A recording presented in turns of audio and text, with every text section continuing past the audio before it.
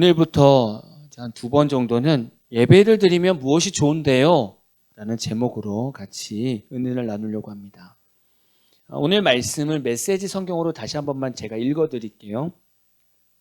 그러므로 형제 여러분, 내가 하나님의 자비를 생각하며 권합니다. 여러분의 몸을 하나님이 기뻐하시는 거룩한 산 제물로 드리십시오. 이것은 여러분이 드릴 영적 예배입니다. 여러분은 이 세상을 본받지 말고 마음을 새롭게 하여 변화를 받으십시오. 그러면 하나님의 선하시고 기뻐하시고 완전하신 뜻이 무엇인지를 알게 될 것입니다. 아멘. 도대체 예배가 무엇일까요? 왜 그리스도인들은 영과 진리로 영적 예배를 드려야 할까요? 앞에서도 저희가 같이 영적 예배, 진리로 드리는 예배에 대해서 나눴지만 도대체 예배를 드리면 무엇이 좋습니까? 이런 질문이 사실 들 수 있어요. 특히 오늘 말씀 전체는 사실 이런 겁니다. 우리의 삶 전체가 예배가 되라고 하는 말씀이죠. 그러나 불신자들이나 예배 처음 나오는 초신자들 같은 경우에는 이 말이 전혀 이해가 되지 않습니다. 여러분 삶 전체가 예배가 되어야 됩니다. 예배는 너무나 중요한 것입니다. 이렇게 얘기해도요, 초신자들은 잘 몰라요. 신앙의 연조가 어느 정도 있는 성도들도 삶의 예배와 예배를 통해서 얻는 은혜를 잘 모릅니다. 근데 하나님께서 원하시는 게 뭐냐면, 제가 이 말씀에 대해서 늘 기도하는데 하나님께 물어봤어요. 하나님, 예배 드리면 뭐가 좋아요? 근데 그 질문을 되게 좋게 보시는 거예요. 그러면서 나에게 예배 드리면 이런 것들이 좋아. 난 너희들에게 예배 가운데 이런 것을 주고 싶어 라고 말씀하시는 거예요. 그래서 하나님께서 4월 달에는 예배에 대해서 말씀을 전하라고 하셨고, 이제 그 이유는 성경 인물에 대해서 설교를 하래요. 하나님께서 그 성경 인물 한 사람 한 사람을 어떻게 보고 그들이 하나님을 어떻게 봤었는지를 나누래요. 그래서 오늘 예배를 드리면 뭐가 좋은데요? 첫 번째 오늘 시간입니다. 하나님께서는 이 예배를 드리는 것이 고통이 아니라는 거예요. 힘들게 앉아있는 그 시간이 아니라 예배는 뭔가 특별한 은혜가 있다는 거예요. 예배 개념부터 먼저 생각해 본다면 예배는 영어로 월십입니다. 근데 헬라어로 보면, 헬라어 원어로 해석을 해보면 그 헬라어 원어의 예배라는 단어가 어디에서부터 왔냐면, 종이 주인에게 문안할 때 존경의 표시로 머리를 조아리면서 발에 입 맞추는 것을 가르쳐서 예배라고 표현했어요. 그러니까 그 말을 원어로 해서 예배라는 단어가 나온 거죠. 그러니까 결국 예배는 하나님을 향한 존경과 경외심이 수반된 엄숙한 행위를 말하는 겁니다.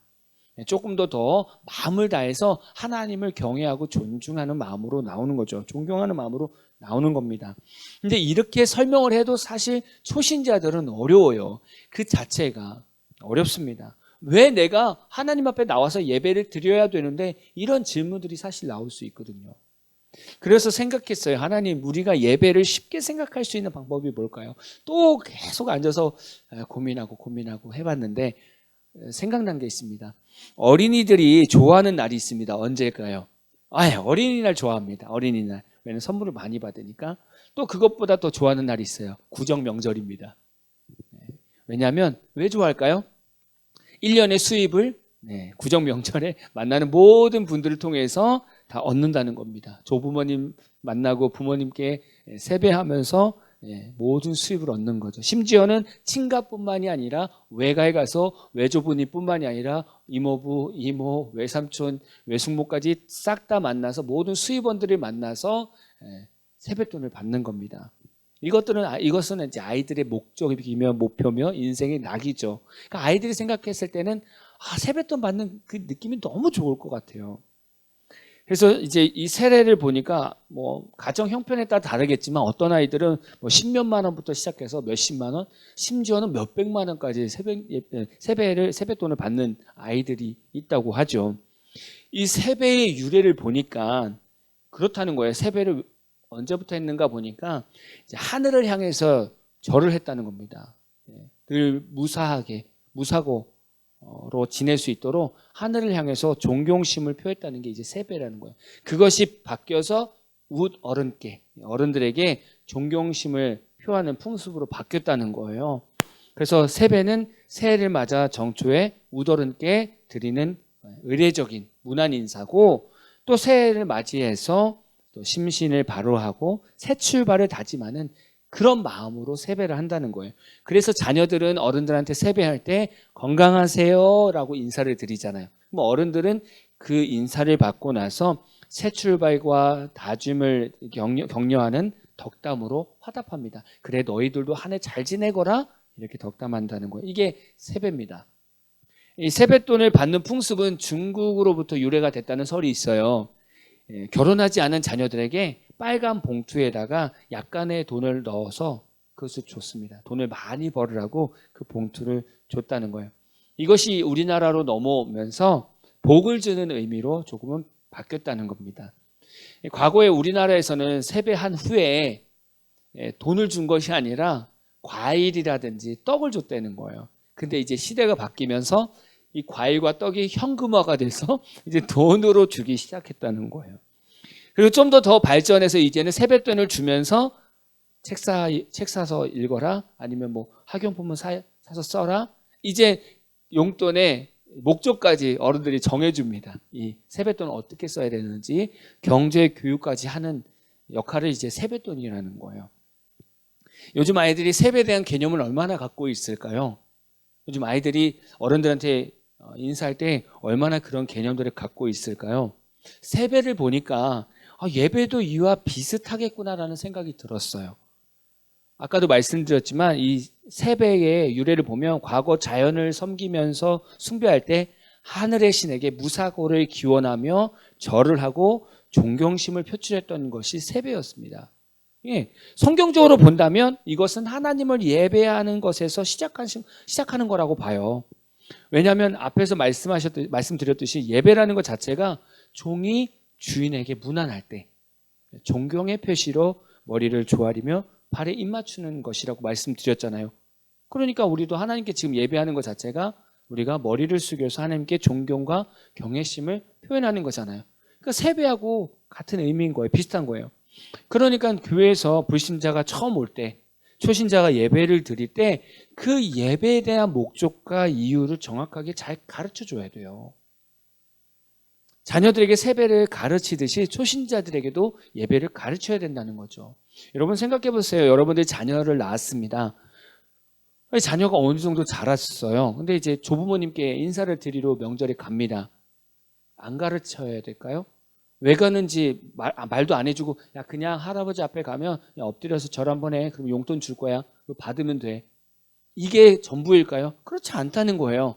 아이들이 크면서 그 세배에 대한 의미도 가르쳐야 되잖아요. 본지 우리가 연초에 가서 부모님께, 우리 할아버지 할머니한테 한 해 동안 건강하세요 라고 하면서 문안 인사를 드려야 되는 거야. 그때 마음으로는 부모님이, 할머니 할아버지가 정말 건강하기를 간절히 바라는 마음으로 인사하는 거야.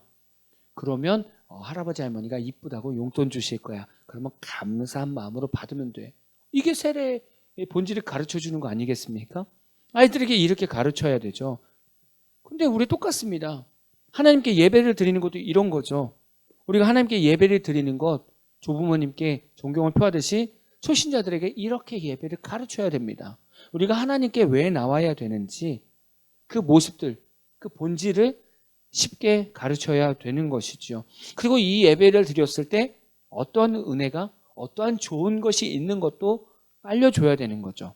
여러분 생각해 보세요. 여러분도 짧게는 10몇 년, 길게는 뭐 40년 넘게 예배를 드렸는데 예배를 드려서 뭐가 좋았습니까? 잘 생각해 보세요. 또 그런 얘기를 들어본 적 있습니까? 예배를 잘 드리면 뭐가 좋은지. 저도 이런 설교는 많이 안 해본 것 같아요. 예배 드리면 뭐가 좋습니까? 가장 큰 거는 믿음을 갖게 되고 믿음이 왜 좋은지를 알게 된다는 거예요. 예배를 드리면 믿음이 생긴다는 거죠. 초신자들과 불신자들에게 가장 힘든 게 있다면 믿음을 가져. 믿음대로 예배를 드려야지. 이 말이 제일 힘든 거예요. 불신자들한테 믿음을 가지라는 말이 제일 힘듭니다. 사실 성도들도 초신자들에게 믿음을 가져야 된다고 말하지만 초신자들이 그럼 믿음을 어떻게 갖습니까? 라고 물어보면 대답을 잘 못해요. 왜냐하면 본인들도 어느 순간 믿음이 생겼거든요. 그러니까 설명하기가 쉽지 않은 거죠. 본인들도 그냥 어떻게 예배 드리다 보니까 어느 순간 믿음이 생기고 성장하게 된 겁니다. 근데 로마서 10장 10절은 이걸 잘 표현하고 있어요. 사람이 마음으로 믿어 의에 이르고 입으로 시인하여 구원에 이르느니라. 이게 문장을 보면 이해는 돼요. 이게 초신자들은 사실 이 말씀도 되게 어려운 거예요. 사람이 마음으로 믿어 의에 이르고 입으로 시인하여 구원에 이르니라. 이게 참 어려운 거죠. 그냥 이렇게 설명하면 좋을 것 같아요. 매번 그냥 예배 나오면 되는 거예요. 그냥 초신자들한테 말하고 싶은 거는 매번 예배 일단 나오는 겁니다. 찬송가를 모르고 불러도 괜찮아요. 몰라도 돼요. 통성 기도를 못하고 그냥 눈만 감고 있어도 괜찮아요.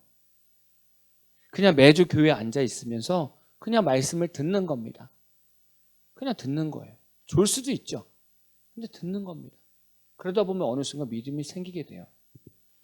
우리 아이들이 세배를 할 때 생각해 보세요. 한 2살짜리, 3살짜리 세배하는 거 보셨습니까? 자, 다 같이 차렷. 할아버지 할머니한테 세배. 그러면 애들은 벌써 엎드렸어요. 팍 엎드려가지고 그냥 엎드려 있다가 눈치 싹싹 보더니 다 일어나면 그때 또 팍 일어나요. 이게 무슨 세배입니까? 아니, 세배의 자세도 모르잖아요. 근데 할머니 할아버지는 그 모습 보면서도 깔깔깔깔 우고 너무 좋아해요.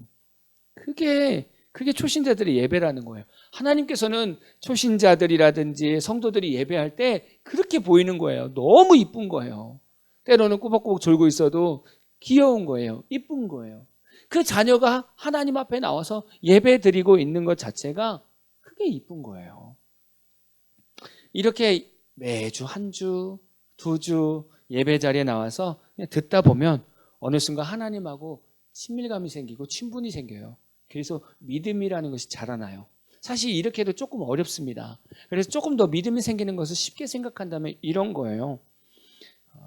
친구들을 사귈 때 생각해 보면, 친한 친구가 생길 때를 생각해 보면 학기가 처음 시작하면 모르는 친구들이 막 옆에 앉아요. 저도 대학교 때, 대학원 때 그랬어요. 모르는 사람들이 옆에 앉기도 하고 주변에 있습니다. 그때는 혼자서 학교를 다녀요. 초반에는 친구가 없으니까. 근데 성격 좋은 애가 옆에 앉은 거예요. 예를 들면 나는 막 내성적인데 성격 좋은 애가 막 옆에 앉은 거예요. 그럼 어떻게 할까요? 너는 어디 학교 나왔니? 고등학교 어디서 나왔니? 너는 이름이 뭐니? 계속 물어볼 거란 말이에요.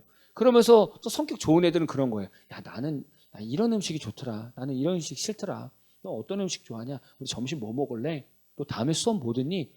엄청 귀찮게 말을 시킨단 말이에요. 그러다 보면 내성적인 나는 그렇구나. 듣다가 또 질문하면 나도 그거 좋아해. 이러다 보면 어느 순간 서로 알게 되고 그러다 보면 친분이 쌓이면서 우정이 쌓여서 절친이 되는 거거든요. 이런 과정이 없으면 친한 친구가 될 수가 없어요. 근데 하나님과의 관계에서 믿음도 마찬가지라는 거예요. 매주 교회 와서 가만히 앉아서 말씀 듣다 보면 성격이 좋으신 하나님은 계속 우리에게 말씀하시는 거예요. 나는 이거 좋다? 난 너희들이 이거 하면 나는 싫다? 난 너희들이 이거 하면 나 이거 주고 싶다? 나는 너희들이 이거 하면 난 주기 싫다? 이런 하나님이 성격 좋으신 하나님이 계속 우리에게 말씀해 주시는 거예요. 그러니까 초신자들은 내성적인 사람과 똑같은 거예요. 교회에 앉아있으면 얼마나 불편합니까? 옆에 아는 사람도 없죠. 신앙적인 용어도 하나도 모르죠. 근데 앉아있어요. 그러면 성격 좋은 하나님은 계속 말해주는 거예요. 이해가 되든 안 되든 계속 물어봐요. 그러면 매일 한 주, 2주, 1년 나오다 보면 어느 순간 그 성격 좋은 하나님에 대한 얘기들 많이 듣게 돼요. 그러면서 조금씩 자기도 속으로 맞아, 나도 그런 적이 있었는데, 맞아, 저거는 안 좋은데, 이런 생각이 들어요. 그러다가 어느 순간 하나님과 친분이 생기기 시작하면 아멘, 이게 되는 거예요. 맞아요, 나도 그렇게 살고 싶어요. 그리고 그 말씀 듣다가 조금 찔리면 주여, 나는 그렇게 안 살겠습니다. 이렇게 반응이 나오는 거예요. 그 얘기는 뭐냐면 어느 순간 믿음이 생기면서 하나님을 향한 믿음이 생기고 그러면서 조금 친해지면서 이제 그분의 말에 귀 기울이기 시작하고 그 말에 믿어지기 시작하는 거예요. 이제 나도 그렇게 살고 싶습니다라고 반응이 되어지는 거죠. 이게 어디서부터 오는 거예요? 예배를 통해서 오는 거예요. 예배가 아니면 우리가 하나님한테 그렇게 반응할 수가 없는 거죠. 아니, 우리가 어떻게 예배가 없는데 어떻게 우리가 평상시 살아가면서 아멘, 주여, 네, 제가 그렇게 살겠습니다. 하나님이 이런 거 싫어하지? 이거를 우리가 어떻게 깨달을 수 있냐고요. 그거는 하나님 앞에 예배에 나와서 성격 좋은 하나님이 우리한테 하나하나 말씀해 주시니까 우리가 그것을 듣고 깨닫고 반응하면서 점점 내 안에서 믿음이 생기는 거예요.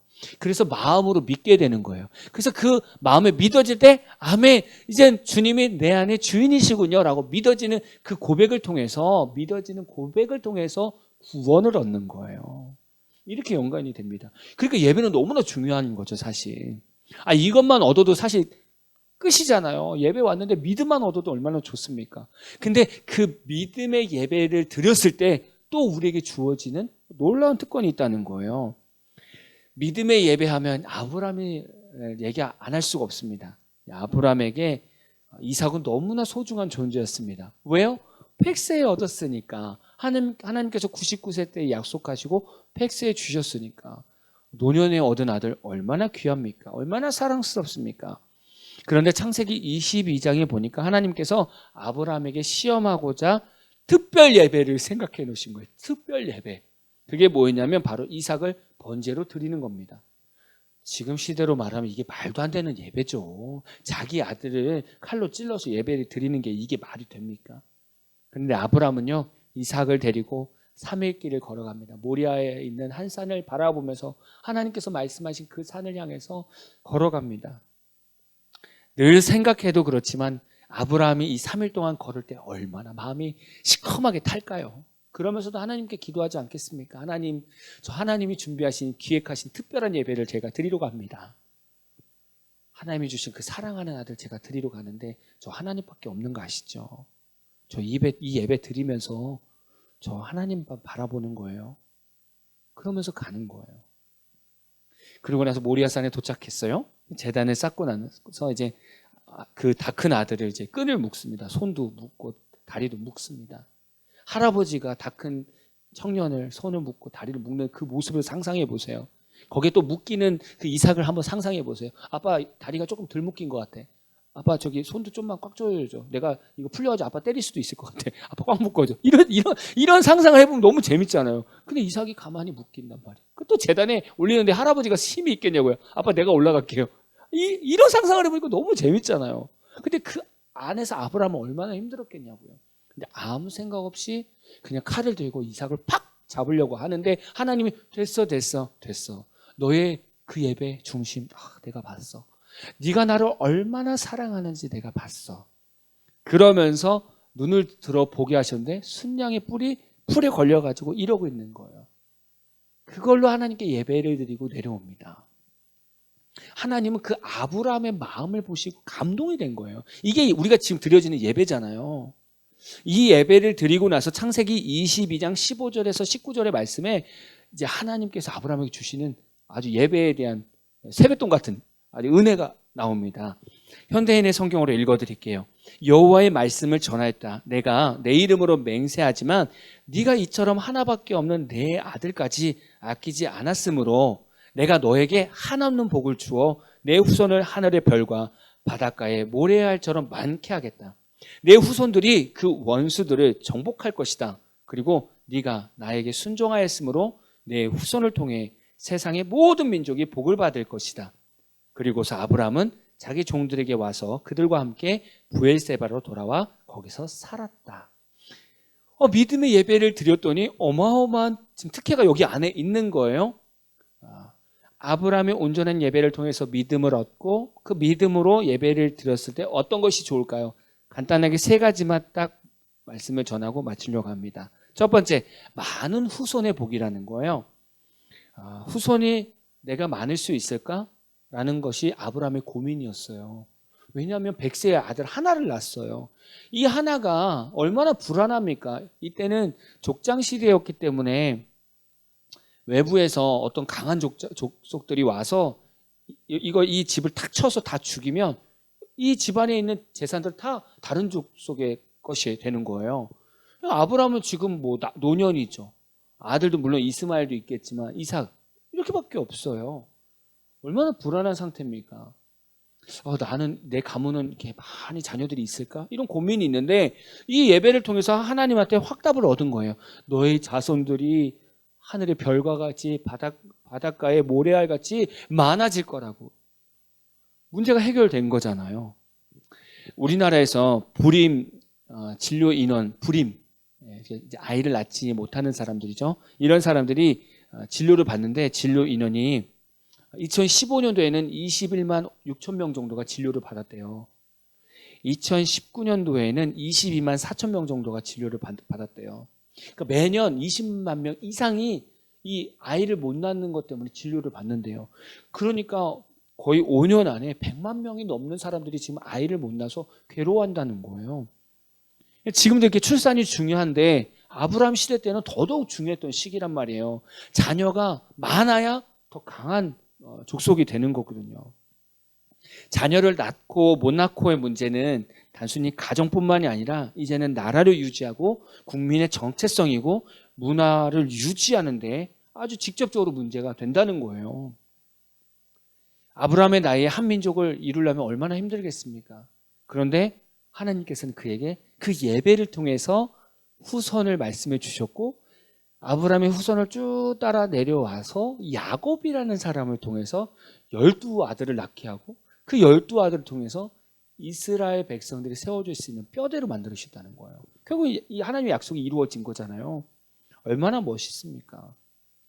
예배만 잘 드려도 불임의 문제, 아이를 낳지 않는 문제들이 해결된다는 거예요. 실질적으로. 시편 127편 3절 보니까 보라 자식들은 여호와의 기업이요 태의 열매는 그의 상급이로다. 한 가정에 자식이 있다는 것은 하나님의 기업, 영어로 보니까 헤리티지예요. 유산. 그러니까 이게 단순히 어떤 물질적인 유산뿐만이 아니라 자식을 통해서 믿음의 유산도 내려간다는 거예요. 그러면 자식이 없다는 건 뭘까요? 그 가정에 믿음의 유산이 없다는 거예요. 끊긴다는 거예요. 하나님의 복도 끊긴다는 거예요. 그것이 자신이 못 낳든지 자신이 일부러 안 낳든지 어쨌든 간에 거기서 자녀를 낳지 못하면 유산이 끊긴다는 거예요. 되게 슬픈 겁니다. 그동안 과거에 기도해 줬던 부모님들의 조부모님들의 그런 기도의 복들이 나로 인해서 끊긴다고 생각해 보세요. 얼마나 슬픈 일입니까? 그러니까 자녀가 있다라는 건 놀라운 일입니다. 하나님의 일이 계속 성취가 되고 있다는 거예요. 자녀를 낳는다는 건 하나님의 일을 성취한다는 겁니다.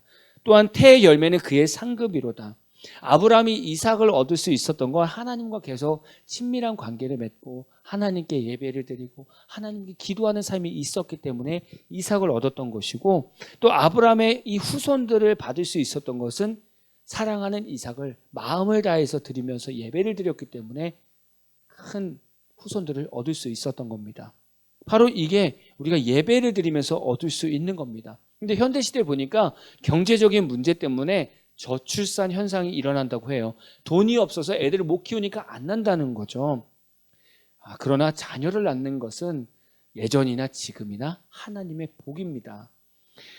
사실 그거는 배부른 소리인 것 같아요. 자녀를 못 낳는 사람들은요, 내가 돈 없어서 아이를 못 낳아요 이런 말이 사실 그들에게는 되게 상처가 되는 말입니다. 지금도 아이를 못 낳는 사람들이 많습니다. 그러나 그런 분들에게 제가 말씀을 선포합니다. 예배만 잘 드려도 하나님께서는 태의 열매를 여셔서 자녀를 주신다는 겁니다. 그런 복을 우리에게 주신다는 거죠. 이것이 예배를 드리면 좋은 것 첫 번째입니다. 두 번째 뭐냐면 넘치는 복을 주신다는 거예요. 하나님께서는 물질의 복을 주시나요? 안 주시나요? 우리가 때로는 생각하는 건 하나님 물질의 복을 안 주셔. 왜냐하면 주시면 우리가 하나님을 벗어난다고 떠난다고 해서 안 주셔. 늘 가난하게 살게 하셔. 아니에요. 이게 왜 이렇게 됐냐면 우리나라는 사실 기복신앙으로 많이 바뀌었어요. 잘 살기 위해서 물질적으로 복 받기 위해서 예배를 잘 드리려고 했던 거예요. 그게 바뀌었어요, 사실은. 근데 원래는 성경적으로 보면 예배를 잘 드리면 하나님께서 필요한 것들을 채워주세요. 그러다 보니까 넉넉하게 채워주실 때도 있는 거죠. 하나님은 그렇게 하기를 원하세요. 하나님 안에 복이 있다라는 것은 물질적인 복, 인복 이런 것들이 다 있다는 겁니다. 그러니까 앞에서 말했지만 경제적인 부분 때문에 저출산의 현상이 일어난다고 하잖아요. 창세기 22장 17절을 보면 하나님께서는 아브라함에게 많은 후손을 주겠다고 말씀하기 전에 먼저 큰 복을 주겠다고 말씀하셨어요. 자녀를 주고 큰 복을 주는 게 아니라 큰 복을 주고 자녀를 주신다라는 거죠. 예배를 드리면 뭐가 좋다고요? 하나님의 큰 복이 있다고요. 가장 큰 복은 뭡니까? 하나님과 함께하는 게 가장 큰 복이죠. 그 복 안에는 우리가 필요한 만큼 우리에게 합당한 물질을 채워주시고, 우리에게 도움의 손길이 필요하다면 도움의 손길을 붙여주시고, 우리에게 어떤 환경이 변화되는 문제가 있다면 그것도 바꿔주시고, 이게 다 복이잖아요. 이게 하나님 안에 있다는 거예요. 이걸 우리에게 주신다는 거예요. 무엇을 통해서? 예배를 통해서 우리에게 주신다는 거예요. 그러니까 하나님께서 분명히 우리에게 복을 주신다고 그랬어요. 그리고 자손을 주신다고 그랬어요. 근데 지금 젊은 사람들은 경제적으로 어려워서 자녀를 안 낳는다고 했어요. 그럼 뭔가 문제가 있는 거잖아요. 경제가 풀리지 않는다라는 것은 지금 하나님과 예배 가운데 뭔가 틀어짐이 있는 거예요. 온전한 예배가 되지 않는 거죠. 왜냐하면 하나님은 예배만 잘 드려도 우리에게 필요한 것들을 채우시거든요. 물론 우리가 생각 잘해야 돼요. 경제적으로 채워주신다는 건, 그럼 우리 자녀들을 학원 10개 보내주실 정도로 돈을 주실까? 그 개념이 아니라는 거예요. 학원 10개를 보낼까라는 것이 아니라 학원 10개를 보내야 됩니까를 물어보는 게 먼저인 거예요. 그리고 나서 하나님이 학원 하나만 보내도 충분해. 그러면 그거에 대한 돈을 채워주신다는 거예요. 우리가 너무 잘못 알고 있어요. 그러나 어쨌든 간에 하나님께서는 예배만 드려도 이런 복을 채워주신다는 겁니다. 그러니까 우리가 경제적인 어려움이 있다면 하나님께 예배 드리는 것을 점검해야 돼요. 자녀를 못 낳고 있다면 먼저 하나님께 예배함으로 이런 하나님의 은혜를 구하면 됩니다. 이게 우리가 예배를 드리면서 좋은 거 두 번째인 거예요. 같이 세트로 주신 거지. 사실은 복을 주시면서 아이를 주시는 거예요. 저는 마지막 세 번째가 참 묵상하면서 너무 좋았습니다. 마지막 세 번째 하나님이 예배 가운데 주시는 좋은 건 뭐냐면 인재가 나오는 가문이 된다는 거예요. 좋은 인재가 나오는 가문이 된다는 겁니다. 지금 온전한 예배를 통해서 아브라함이 받은 복이 뭐예요? 큰 복. 여러 가지 복이 있죠. 두 번째는 뭡니까? 후손의 번창. 두 가지죠. 근데 또 아까 창세기 22장 말씀에 뭐가 나오냐면 대적의 성문을 차지하는 이런 복이 있다는 거예요. 원수를 정복하는 그런 복이 있다는 거예요. 너희 자손들이 대적의 문을 다 정복할 거라는 거예요. 가문의 인재가 생겨야 성문을 차지할 수 있는 거 아니겠습니까? 그냥 아무 능력이 없는데 원수의 성문을 차지할 수 있겠습니까? 인재가 그 가문에서 나타난다는 거예요. 이스라엘의 최고의 리더 누구입니까? 모세 아니겠습니까? 모세가 어떻게 나온 겁니까? 아브라함의 온전한 예배가 없었다면 모세는 없는 거예요. 또 이스라엘의 최고의 왕 하면 누굽니까? 다윗입니다. 다윗이 어떻게 나왔어요? 아브라함이 이삭을 드리는 예배가 없었다면 다윗은 없어요. 근데 그 예배가 있었기 때문에 늘 하나님의 합한 삶을 살았던 다윗이 그 가문 가운데 있었던 겁니다. 요즘 많은 사람들이 자녀를 낳으면 자기 자녀가 영재가 되었으면 좋겠다는 거예요. 영재. 똑똑한 아들이 낳았으면 좋겠고 똑똑한 딸이 나왔으면 좋겠다는 거예요.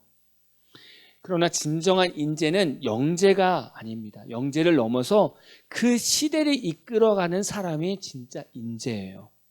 그러니까 반드시 필요한 시기에 꼭 필요한 인재가 나타나는 것이 중요합니다. 여러분 야곱의 인생을 보세요. 야곱 인생이 여러분 야곱 인생 살아가면 살겠습니까? 사실 야곱의 인생은 별거 없어요. 그 마음에 형에 대한 그런 권위에 대한 좀 무시함이 있었고 욕심이 있었어요. 엄마에 의해서 장자권을 뺏으려는 그 마음 동의했어요. 그냥 그런 인생이었고 거짓된 인생이었어요. 그러다가 그 장자권 때문에 삼촌 라반의 집에 도망갑니다. 거기서 사는 인생이 행복합니까? 그 자기의 아내를 얻기 위해서 계속 7년 계속 이렇게 일하는 이 모습들이 마음에 듭니까? 쉽지 않아요. 그리고 나서 다시 돌아옵니다. 고향으로 돌아오는데 사랑하는 아들 요셉이 형들에 의해서 팔리고 없어집니다. 근데 야곱은 어떻게 알고 있어요? 짐승에 찢겨서 죽은 것처럼 생각해요. 그 인생을 보십시오. 언제 마음 편한 인생이 있습니까? 근데 하나님은요, 그렇게 변변치 않은 그 야곱의 인생에서 하나님의 말씀을 성취하기 위해서 한 아들을 줬는데 그게 요셉입니다. 하나님이 요셉이 똘똘하대요. 그 아무것도 볼품없는 야곱의 인생에 하나님의 말씀을 성취하기 위해서 똘똘한 요셉을 보내주셨어요. 그 요셉을 형들에게 버림받게 하고 보디발의 집에서 종살이 하게 하고 또 감옥에 가서 죄수 생활을 한단 말이에요. 그러면서 총리로서의 훈련을 시키시고 마지막에 총리로 딱 세우십니다. 그리고 요셉을 통해서 야곱의 식구들이 애굽의 고센 땅에서 탁 머물면서 이제 이때부터 이스라엘 백성들이 세워지기 시작하는 거예요. 이게 인재 아닙니까? 하나님의 계획이 세워지는 그 계획 가운데 딱 그 일꾼이 되는 그 사람의 인재 아닙니까? 예배 가운데 하나님께서 이런 복을 주신다는 거예요. 여러분도 이런 인재를 원하시지 않습니까? 여러분 자녀 가운데 이런 인재를 원하지 않습니까? 내 자녀가 학교의 자랑이 되고 회사에서는 필요한 인재가 되고 사회에서는 영향력 끼치는 그런 인재가 되기를 원하지 않습니까? 하나님의 자녀로서 그렇게 영향력 끼치는 인재가 되기를 원하지 않습니까?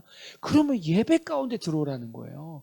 하나님께 온전히 예배만 드려도 내 자손에서 인재가 나오기 시작한다는 거예요. 그래서 어른들이 옛말에 이런 거예요. 3대, 믿음의 3대, 믿음의 4대, 5대. 이 얘기를 왜 할까요? 이런 말씀을 근거하기 때문에 그렇습니다. 믿음으로써 예배를 드리면 그 대가 내려올수록 믿음의 인재들이 나온다는 거예요. 그래서 여러분 예배만 드려도 우리 삶은 놀라운 은혜를 경험하게 됩니다. 아까 3배 말씀드렸죠. 예배는 우리가 하나님께 나와서 존경과 경외심을 표현하는 거라고 말씀드렸어요. 그러면 하나님은 그 예배의 모습을 보시면서 우리에게 격려와 위로와 세임과 세뱃돈처럼 용돈도 주신다는 거예요. 그러니까 예배 나오는 것이 이제는 힘든 게 아니에요. 막 괴로운 게 아닙니다. 와서 막 너무 힘들게 버티는 게 아니라 이런 하나님의 기대감을 가지고 오면 예배는 기쁘고 즐거운 겁니다.